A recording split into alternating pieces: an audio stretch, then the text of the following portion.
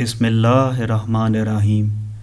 अरबों खरबों दरूद व सलाम हो हज़रत मोहम्मद सल्लल्लाहु अलैहि वसल्लम पर, आपकी आल और असहाब पर। मुअज़्ज़िज़ व मोहतरम नाज़रीन व सामईन, अस्सलामु अलैकुम।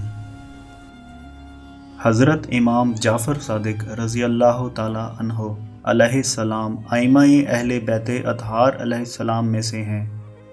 यूसुफ़ सुन्नत, तरीक़त की ज़िबाइश, मार्फत को बयान करने वाले और तसव्वुफ़ को ज़ीनत बख्शने वाले हज़रत इमाम अबू मोहम्मद जाफ़र सादिक, इमाम मोहम्मद बाक़िर के बेटे, हज़रत इमाम ज़ैनुल आबदीन के पोते और शहीद करबला हज़रत इमाम हुसैन रज़ी अल्लाह ताला अन्हो के पड़पोते हैं। आइमाए अहले बैत में से छठे इमाम हैं। आपकी वालिदा माजिदा हज़रत बीबी उम्मे फ़रवा रज़ी अल्लाह ताला अन्हा हज़रत अबू बकर सदीक़ रज़ी अल्लाह ताला अन्हो की पड़पोती थीं।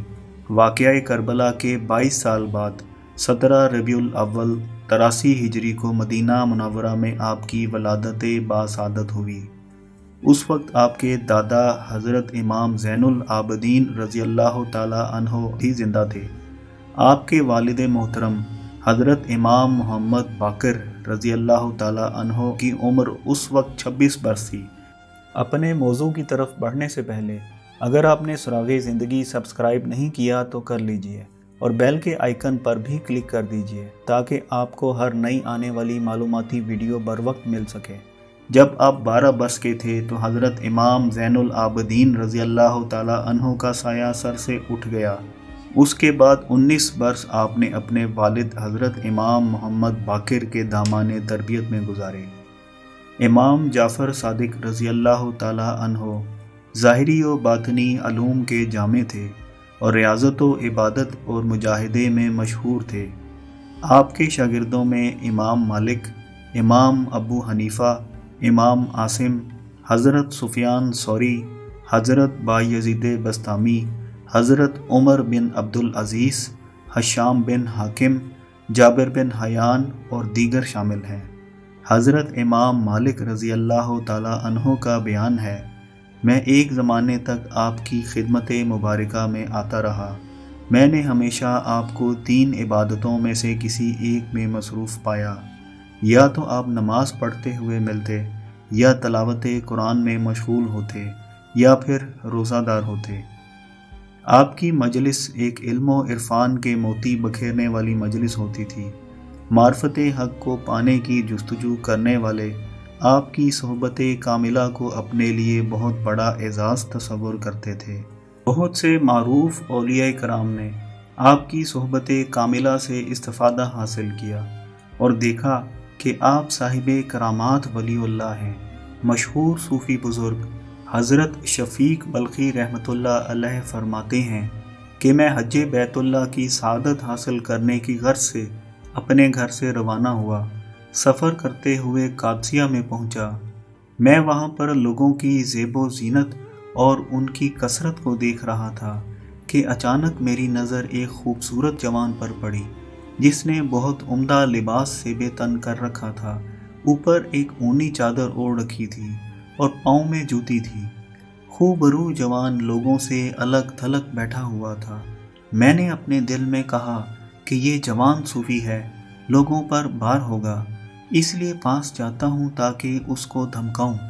चुनाचे मैं उसके नज़दीक गया और जब उसने मुझे अपनी तरफ मुतवज्जे देखा तो कहा, ए शफ़ीक, गुमान करने से बचो, इसलिए कि बास गुमान गुनाह होते हैं। ये फरमाकर वो जवान मुझे वहीं पर छोड़कर आगे बढ़ गया। उसके जाने के बाद मैंने अपने दिल में कहा, ये तो बहुत बुरी बात हुई। जो कुछ मेरे दिल में था उसने कह दिया और फिर मेरा नाम भी लिया।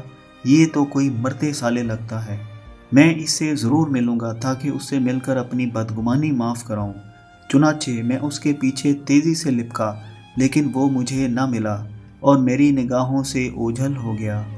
जब हम एक मुकाम पर पहुँचे तो मैंने देखा कि वही खूबसूरत जवान नमाज पढ़ने में मशगूल है। उसके अज़ा खौफ़े इलाही के बाइस काँप रहे थे और आँखों से आंसू रवां दवां थे। मैंने अपने दिल में कहा, یہ تو میرا وہی دوست ہے، میں اس سے ملتا ہوں تاکہ اس کے متعلق جو اپنے دل میں بدگمانی پیدا کی اس کی معافی مانگ سکوں۔ میں کچھ دیر تک اس کا انتظار کرتا رہا، حتیٰ کہ جب وہ نماز سے فارغ ہو کر بیٹھا تو میں اس کی طرف متوجہ ہوا۔ اس نے مجھے اپنی طرف آتے دیکھ کر کہا، اے شفیق، یہ آیت مبارکہ پڑھ جس کا ترجمہ یہ ہے، جو کوئی توبہ کرے اور ایمان لائے اور عمل صالح کرے اور راہ پائے تو میں اس کے گناہ بخش دیتا ہوں۔ اتنا کہہ کر وہ جوان پھر سے چلا گیا۔ میں نے کہا، ضرور یہ جوان ابدالوں میں سے ہے، اس نے 2 مرتبہ میرے دل کی بات بیان کر دی ہے۔ چنانچہ جب ہم منی میں پہنچے تو میں نے اس جوان کو دیکھا کہ ہاتھ میں کوزہ پکڑے پانی لینے کے لیے کنویں پر کھڑا ہے۔ اچانک اس کے ہاتھ سے کوزہ کنویں میں گر پڑا۔ میری نظریں اسی پر تھیں۔ اس جوان نے آسمان کی طرف نگاہ اٹھائی اور کہا، اے اللہ، اے میرے پروردگار، تو اچھی طرح جانتا ہے کہ میرے پاس سوائے اس کے اور کچھ نہیں ہے، مجھ سے یہ گم نہ کرنا۔ حضرت شفیق بلخی رحمۃ اللہ علیہ فرماتے ہیں کہ اللہ کی قسم، میں نے دیکھا کہ کنویں کا پانی اوپر تک آ گیا۔ اس جوان نے اپنا کوزہ لیا اور پانی سے بھرا، پھر وضو سے فارغ ہوا تو ریت کے ایک ٹیلے کی جانب چلا گیا اور زمین سے ریت اٹھا اٹھا کر کوزے میں ڈالتا اور ہلا ہلا کر بار بار پیتا تھا۔ میں اس کے قریب گیا اور اسے سلام کیا۔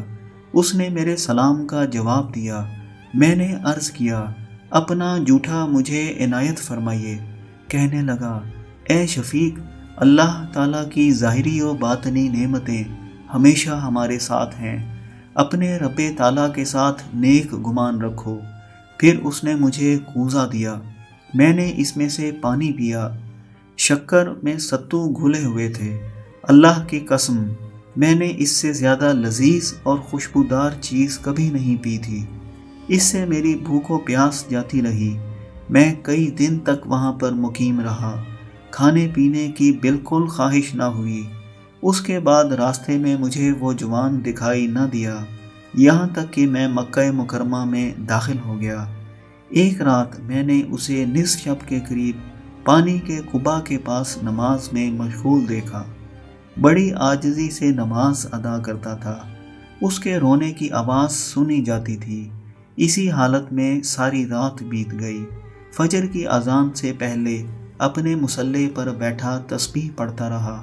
اس کے بعد کھڑے ہو کر فجر کی نماز پڑھی اور سلام پھیرنے کے بعد خانہ کعبہ کا طواف کیا اور حرم پاک سے باہر نکلا۔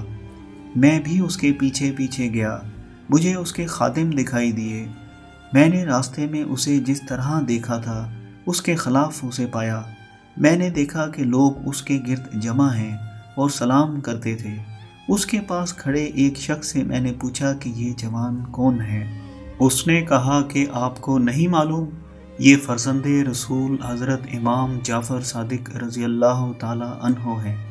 مجھے شدید حیرت ہوئی کہ بے شک یہ عجیب و غریب کرامات ایسے ہی سید کے ہو سکتے ہیں۔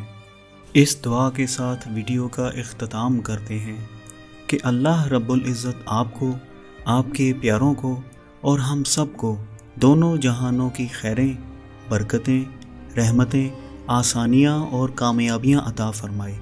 آمین ثم آمین۔